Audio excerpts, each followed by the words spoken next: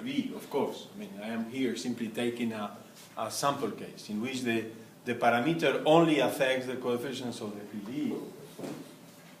And now I propose you know, there were these engineers taking measurements in the field. They were taking measurements for different values of V.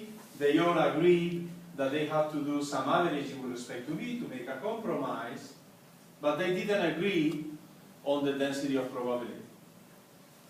You know, one of them wanted to make the average from -1 to 1, you know, homogeneous average as I have done before, but there was another colleague in the team that wanted to do a Gaussian average. He had learned probability theory following Gauss, and he said, no. I mean, if there is a choice to be done for the, you know, the density of probability, we can discuss, you know, the center of gravity, we can discuss the variance, but the density of probability for averaging has to be Gaussian. Okay, so they decided to do it Gaussian.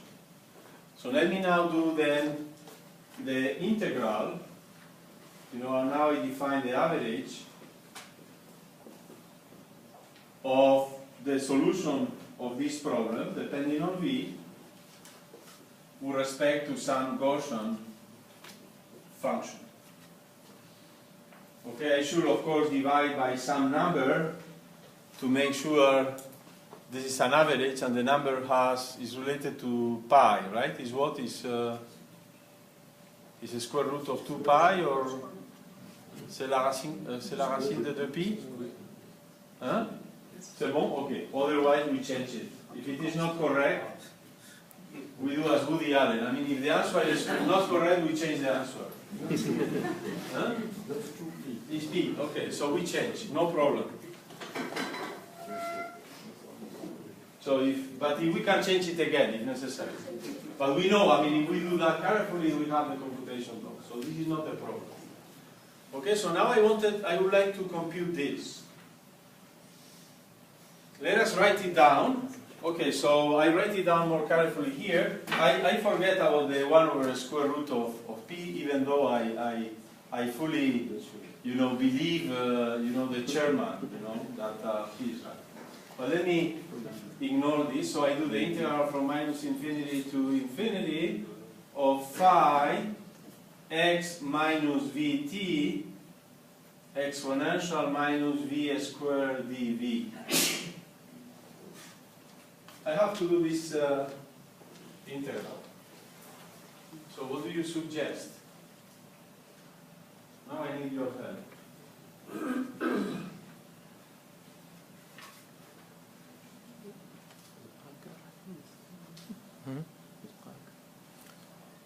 نحمد غادي نضل نصور.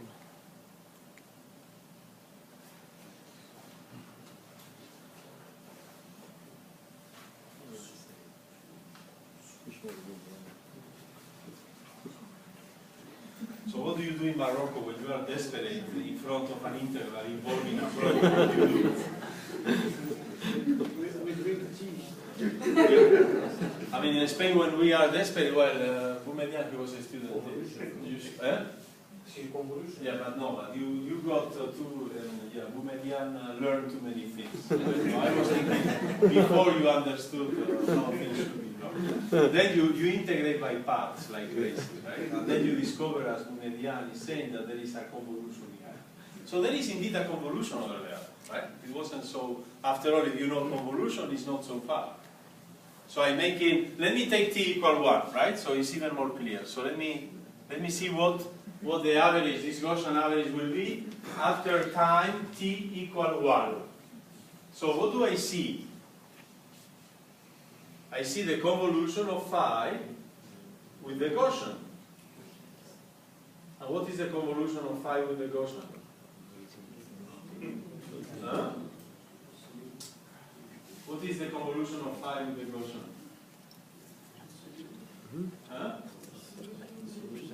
It's the solution of the heat equation. At what time? At what time? There is some time misfit, right? Because what is the time that corresponds to this? If you look at this as the solution of the heat equation, I agree, you know, without getting into the details, I agree This is the convolution of phi with the Gaussian. Then it has to be the solution of the heat equation, but at what time instance? What is the true fundamental solution of the heat equation? Is 4 pi t minus 1 over 2 exponential minus x squared over 4t. I think the numbers are correct this time, but if not, we can change them again, right? But I think they are correct. So you see, denominator 1 here corresponds to t equal to. So this is the heat solution of heat equation at time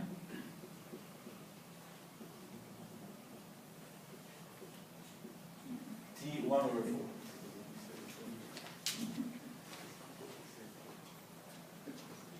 And then, you know, these two colleagues, these two engineers making measurement by the river and making average, they started fighting, right?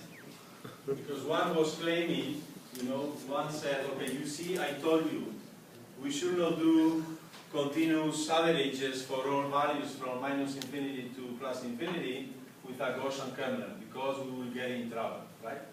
We are getting in trouble because we started from a very simple model that was a transport equation, and a transport equation makes sense for rivers, right? Because things are, you know, are traveling. And we were counting on our watch with t, right? And now after averaging, nothing fits. Because now I don't have t, I have t divided by 4, right? So the watch has changed.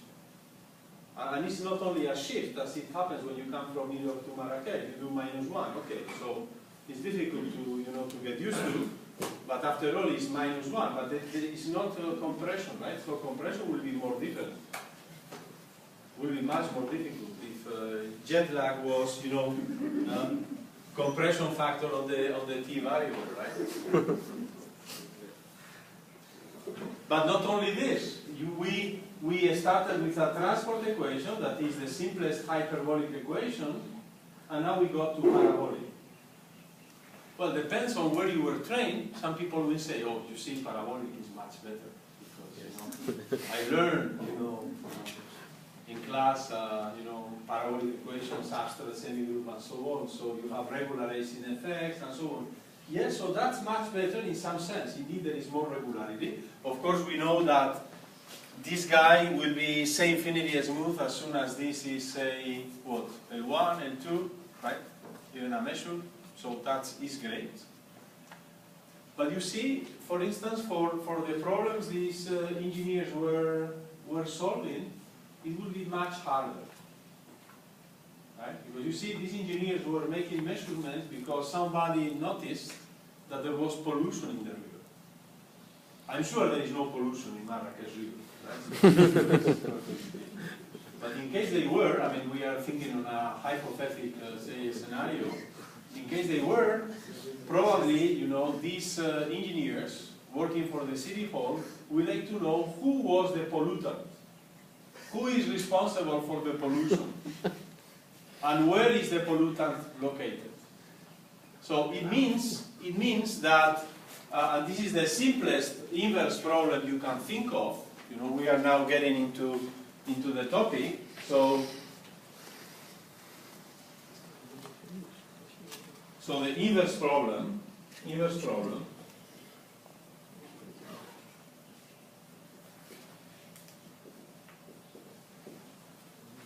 is to recover phi, because phi, you know, is the guilty one. Phi is the pollutant, right? So it's phi, the initial pollution that someone put on the system, so that after transportation, after transport gets to, you know, our homes, you know, was to recover phi out of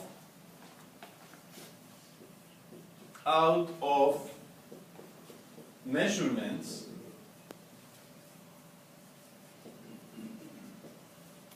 done on the average of F. No? And that was the exercise that our engineer friends have to solve. They have to detect who was the pollutant, where this polluting company was located upstream. They were making measurements, they were making averages, and they had to recover the initial datum. So you see, and this is why they were very upset. They were fighting because, someone said, you see, you wanted to do this Gaussian average. You were very happy because you have the heat equation, and then you can apply all the theory of analytic semigroups you learned, somewhere maybe in Germany, and your master courses, right? But now you cannot recover the initial datum because the map from initial datum to the solution in the future time is highly irreversible, right? This was already noticed by, many people, right? Tikhonov and who else was Hadamard. There is this ill-posedness in the sense of Hadamard, and this is a classical. Certainly Gauss realized that himself. This is a very well-known fact, right? The problem of recovering the initial datum after you do this parabolic average will be very, very difficult to solve. And this is why, the other fellow that didn't get so far on functional analysis, the only thing he learned was solving the transport equation by the explicit formula. He was, say, happier because he could see that the average then was 1 over 2t phi x minus t minus phi x plus t. Right? And then he said, okay, so the recipe is basically like this. You let t evolve, right? You don't do it at t equals 0 because at t equals 0 is very early to say anything, so you let t evolve a little bit up to t equal to some value delta. You fix it. So once you fix delta, then you have two functions that are, say, superposed, and if the pollutant, as we expect, is a very guilty person, but there is only one, what you will see is one here and one there, right? Because this one is centered at the time t, the other one is centered at the time minus t, okay? So they will separate. If the initial datum is essentially a Dirac delta, they will separate, right? And then, you will see two copies, right? So you know that there is only one guilty person by this, say, averaging process is duplicated.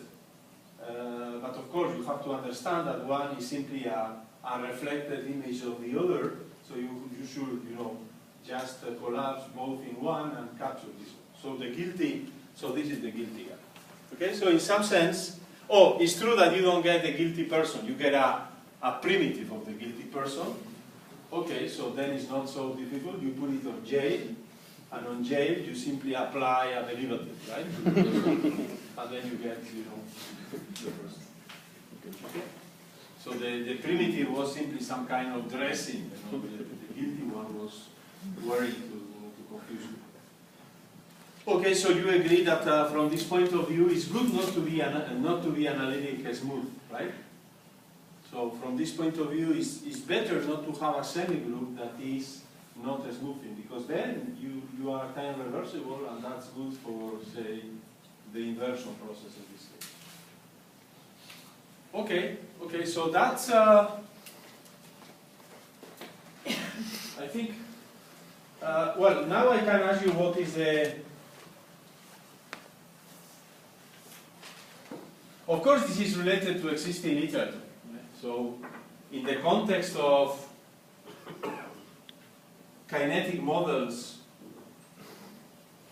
for gases, Boltzmann equation, Kolmogorov equation, Kolmogorov equation is a very famous Kolmogorov equation in which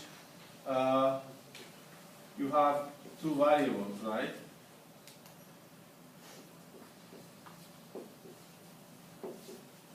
So this is the Kolmogorov equation.